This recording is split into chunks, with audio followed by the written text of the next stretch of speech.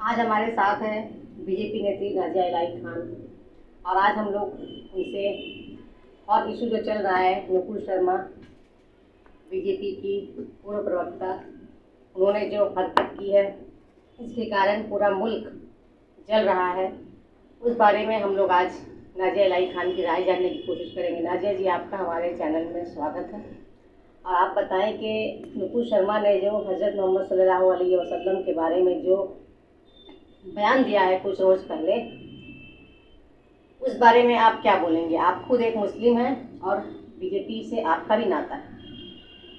देखिए, बीजेपी हो या कोई भी पार्टी हो, हर एक इंसान को अपने अपने रिलीजन को लेकर के बहुत ही ज़्यादा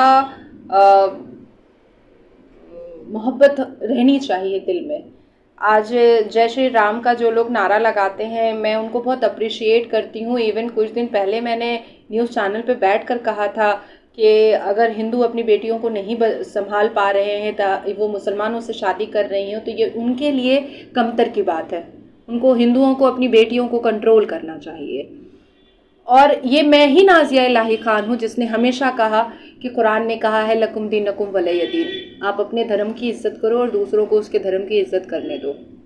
मैं वही नाज़िया इलाही खान हूँ जिसने 8 दिन पहले नुपुर शर्मा के लिए कहा कि उसको सस्पेंड किया जाए, और मैंने भारत के प्रधानमंत्री, गृह मंत्री से लेकर के हर एक जगह पर, यहाँ तक कि कैलकाटा पुलिस कमिश्नर को भी लेटर दिया है कि कैलकाटा में भी नुपुर शर्मा के ऊपर जो पूर्व स्पोक पर्सन है उनके ऊपर एफआईआर होना चाहिए। और मैंने खुद कहा है न्यूज़ चैनल पर बैठ करके, पब्लिकली कहा है कि नुपुर शर्मा ने जिस तरह से एक डेरोगेटरी और इंसल्टेड रिमार्क प्रॉफिट मोहम्मद के लिए कहा है, वो कोई भी मुसलमान बर्दाश्त नहीं कर सकता है, कोई भी मुसलमान बर्दाश्त नहीं कर सकता। देखिए, हम कोई भी पार्टी कर रहे हो लेकिन ज़मीर ज़िंदा रहना चाहिए।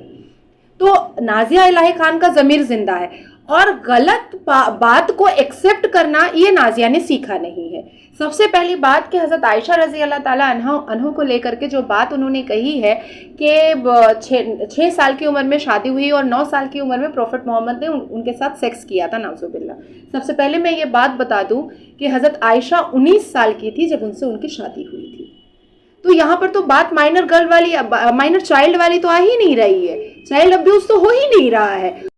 कुरान का हवाला अगर दिया जाए तो वर्सेस 76 से लेकर के 201 वर्सेस तक अगर आप कुरान में जाइएगा तो हज़रत आयशा के बारे में पूरी बात लिखी हुई है और उनकी बड़ी बहन के बारे में भी पूरी बात लिखी हुई है जो 106 साल की उम्र में जिनकी वफ़ात हुई थी।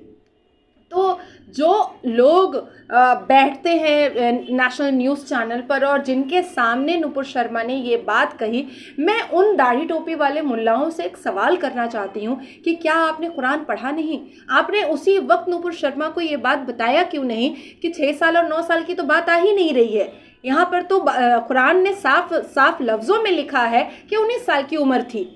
और जो कुरान ये कहता है कि चाइल्ड मैरिज एक्ट गुनाह है, जो कुरान ये कहता है कि 3 तलाक गुनाह है, जो कुरान ये कहता है कि 4 शादियां पॉलीगेमी अगर आप मज़े के लिए कर रहे हैं तो वो गुनाह है, हलाला बहुत बड़ा गुनाह है, तो जिसमें इतनी बड़ी बड़ी तबसरा लिखी हुई है कुरान पाक में, वो प्रॉफिट मोहम्मद जिस पर कुरान नाजिल हुआ, वो इतनी बड़ी गलती नाउज़ुबिल्लाह कैसे कर सकते थे? तो सवाल ही नहीं पैदा होता है। तो देखिए, अगर कोई इंसान, जैसे भगवत गीता के बारे में बहुत सारे मुसलमानों को नहीं पता है, बाइबल के बारे में बहुत सारे मुसलमानों को नहीं पता है, हमारे खुद के मुसलमानों में हमारी जो 5 आसमानी किताबें हैं उसका नाम नहीं पता है मुसलमानों को।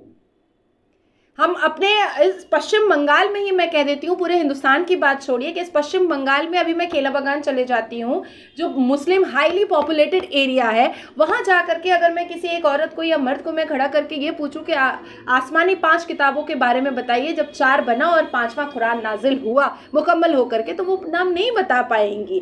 तो ऐसे कितनी चीज़ें हैं जो मुसलमानों को भी नहीं पता है। तो नुपुर शर्मा को अगर नहीं पता और उन्होंने डेरोगेटरी रिमार्क दिया, उसका नतीजा उनके सामने आया कि उनको पार्टी ने सस्पेंड किया है। और बजावते अरुण सिंह जी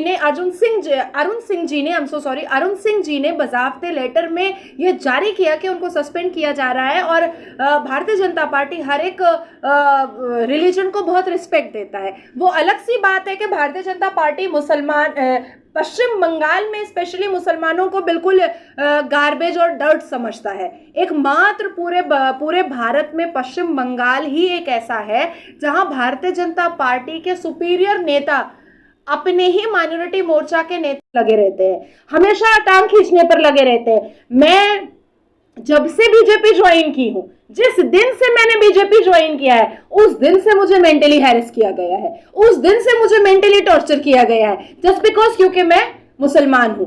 हालांकि मैंने अपना 110% दिया, हालांकि मैंने अपना पूरा एफर्ट दिया। मेरी एक एक स्पीच 8 मिलियन गई है, मेरी एक एक स्पीच 27 मिलियन गई है जब मैंने सीए और एनआरसी को एक्सप्लेन किया जनता के सामने, और जनता ने मेरी स्पीच को पसंद किया। लेकिन क्योंकि मैं मुसलमान हूं, इसलिए पश्चिम बंगाल में भारतीय जनता पार्टी ने हमेशा मेरी टांग को खींचने की कोशिश की। लेकिन पूरे देश में ऐसा नहीं है, पूरे देश में यह प्रॉब्लम नहीं है। नुपुर शर्मा के किए की सजा उनको मिल गई है। भारत के कई देशों में, कई स्टेट में उनके ऊपर एफआईआर हुआ है। मैंने भी लेटर कलकत्ता पुलिस कमिश्नर को लिखा है कि नुपुर शर्मा के ऊपर उनके डेरोगेटरी और इंसल्टेड रिमार्क के ऊपर एफआईआर होना चाहिए, और मैं खुश हूँ भारतीय जनता पार्टी के डिसीजन से। हमारा अगला सवाल है आपसे। सुनने में आ रहा है कि अर्जुन सिंह के बाद और भी बहुत सारे बीजेपी कार्यकर्ता तृणमूल कांग्रेस ज्वाइन करने वाले हैं, तो इस बारे में आपकी क्या राय? सुनने में आ रहा है कि आप भी बहुत जल्द टीएमसी ज्वाइन करने वाले हो, इस बारे में आप क्या कहेंगे? देखिए, मैं रिश्ते तोड़ने पर बिलीव नहीं करती हूँ। मैं हमेशा रिश्ता जोड़ करके उस पर टिके रहने पर बिलीव करती हूँ। मैंने 5 साल भारतीय जनता पार्टी को दिया है और भारत के कई स्टेट में जाकर के प्रचार किया है। भारत के कई स्टेट में जाकर के मैंने मीटिंग मिचिल किया है, अपनी स्पीच रखी है, और हर जगह मुझे एक्सेप्ट कैलकाटा, एक्सेप्ट पश्चिम बंगाल, मुझे भारतीय जनता पार्टी के हर एक नेता और हर एक सुपीरियर लीडर और हर एक कार्यकर्ता मुझे बहुत प्यार करते हैं। मुझे कोई माँ की तरह देखता है, कोई दीदी की तरह देखता है। ये मैं बंगाल के बाहर की बात कर रही हूँ, लेकिन एक मात्र पश्चिम बंगाल है जहां से मुझे बहुत निराशा मिली है, बहुत ही ज्यादा निराशा मिली है। हमेशा मुसलमान होने का मुझे एक सौतेला व्यवहार मुझे दिखाई दिया है। हमेशा उस सौतेले व्यवहार को मैंने सहा है, मैंने उसको टॉलरेट किया है ना चाहते हुए भी। लेकिन अभी भी इस ऐसे सर्कमस्टांसेस पे भी मैंने ऐसा कुछ सोचा नहीं है। हवा चल रही है, चलने दीजिए, लेकिन मैंने ऐसा कुछ नहीं सोचा है। मैं रिश्ता बनाई हूँ भारतीय जनता पार्टी से और मैं इसको पूरा निभाने की कोशिश में लगी हुई हूँ। चाहे मेरे मुसलमान होने पर ये लोग मुझे जितना भी चाहे मुझे मेरी टांग खींचें, जितना भी चाहे अपने लोगों से मुझे डिफेम कराएं, मलाइन कराएं, लेकिन मैं इस रिश्ते को निभाने के लिए अपनी पूरी कोशिश कर रही हूँ, करती आई हूँ और करने की पूरी कोशिश करती रहूंगी। Thank you.